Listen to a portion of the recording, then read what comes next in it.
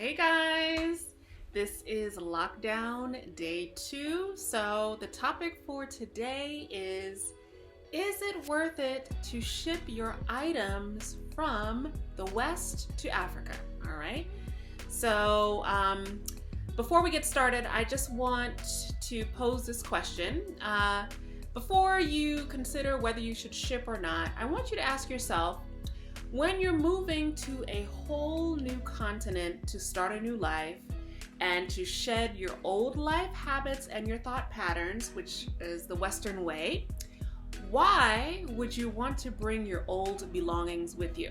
All right, that's the question that I want to just put out there for you to consider on your own time, okay? To me, the whole point of moving to Africa is to experience new things, learn traditional customs, and acclimate to the new lifestyle. Learn more about your history, your traditional values, all of that. So bringing your Western furniture, your cars, your items, to me, only keeps you stuck in the psychological mindset of the Western culture, which is something that I'm trying to get rid of, okay? People are shipping their cars overseas, and even, let's take the example of the car. It's not even that practical because cars are built differently in Africa because they drive on the opposite side of the road in most countries, and the wheel is also on the opposite side. So when you bring your car over from the West that is not compatible here, it does not fit with the lifestyle here. It's not practical. Next, you want to ask yourself, will this furniture even fit in the new home or your new lifestyle, okay?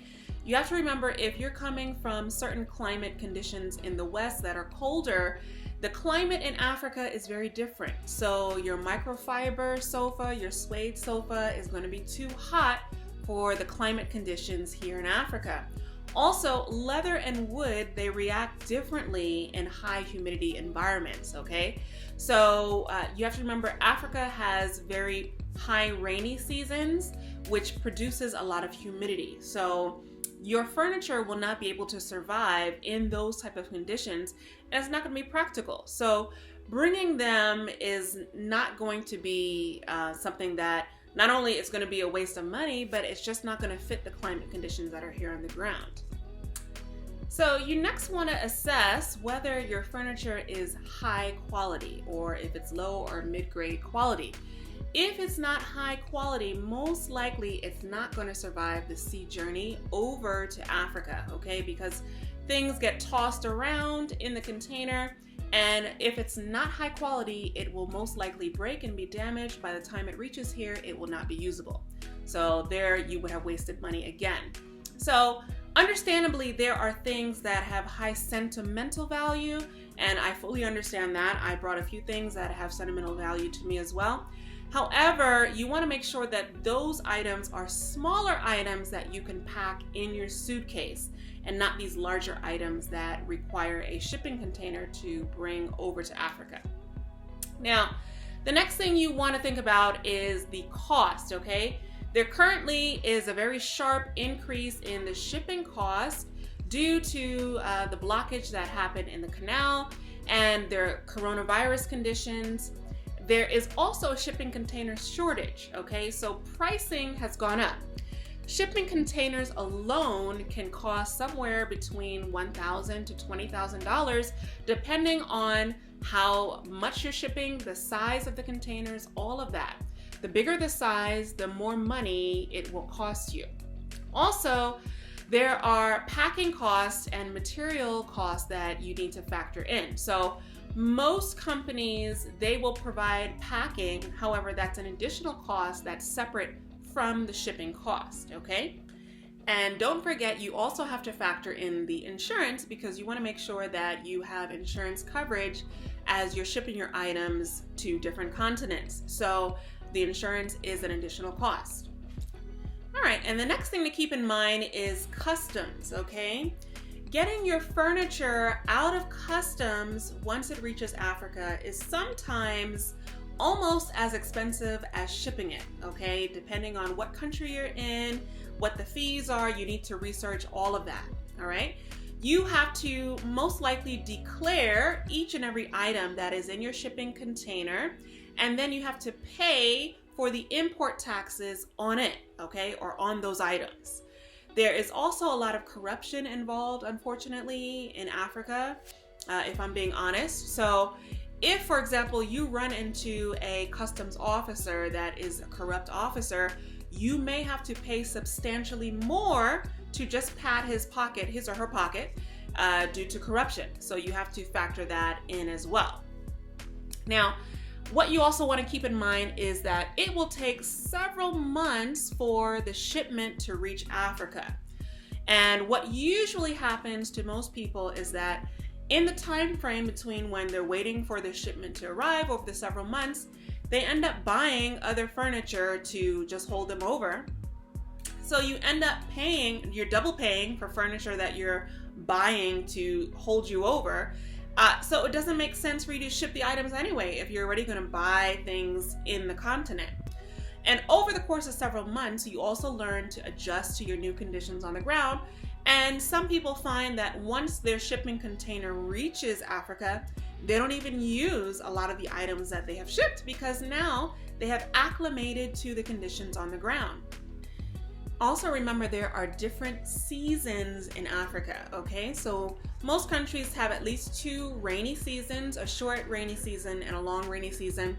And if your items arrive during one of the rainy seasons, it's going to be quite a nightmare to try to get your shipping containers transferred from customs to your house, then to unpack. It's a lot to deal with during the rainy season. And some additional problems can occur, such as lost shipments, unrealistic promises of delivery times, delivery to the wrong country. A lot of external factors can happen when you're trying to ship your items from the West over to Africa. Before you move, I highly suggest that you heavily research what you can purchase locally and can be locally made within the country where you're planning on moving. If you can get everything made in the country, you can easily sell your items while you're still in the US or the UK, and then take that money to purchase what you need in the African country where you plan on settling.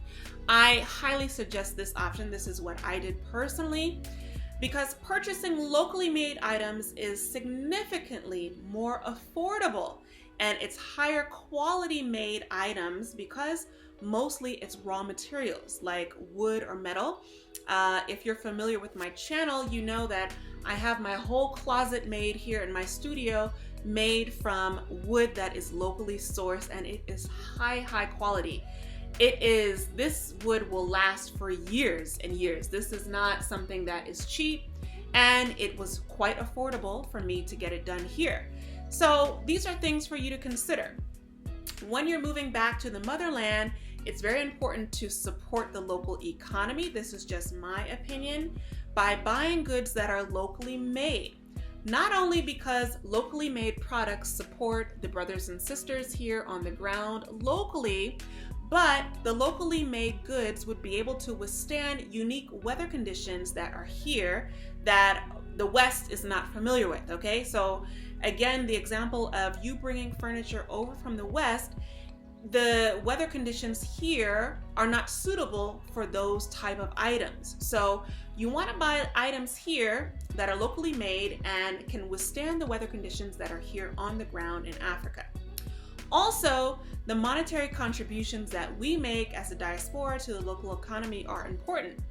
Mainly, I want to point out that the more contributions that we make to the local economy, the more that the governmental bodies and officials may start to recognize the benefit that we bring to the country. This in turn may help them to recognize the need to accelerate additional efforts to help us, such as faster residency, faster citizenship, once they see the value that we as the diaspora are bringing to support the local economy via our capital contributions or starting businesses, employing locals, etc. So that's something to keep in mind, which is why I always like to support the local economy, because I do want to demonstrate that I am not here just to take, I am here to contribute. I do believe that the governmental bodies, they are paying attention because there is a larger influx of us coming in. So that's just something to keep in mind, to also incentivize you to buy locally so that we can support the local economy.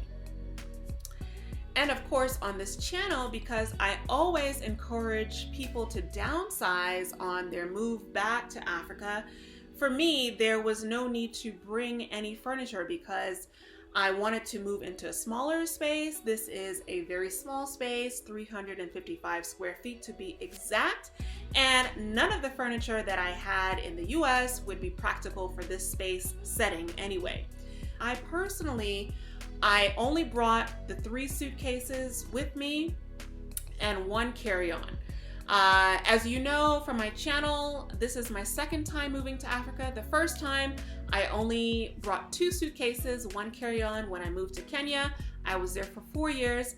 This time in Rwanda, I brought 3 suitcases, 1 carry-on with me to Rwanda, and I bought everything else here locally made, locally sourced, and I wanted to contribute to the country directly, and I really feel good about that.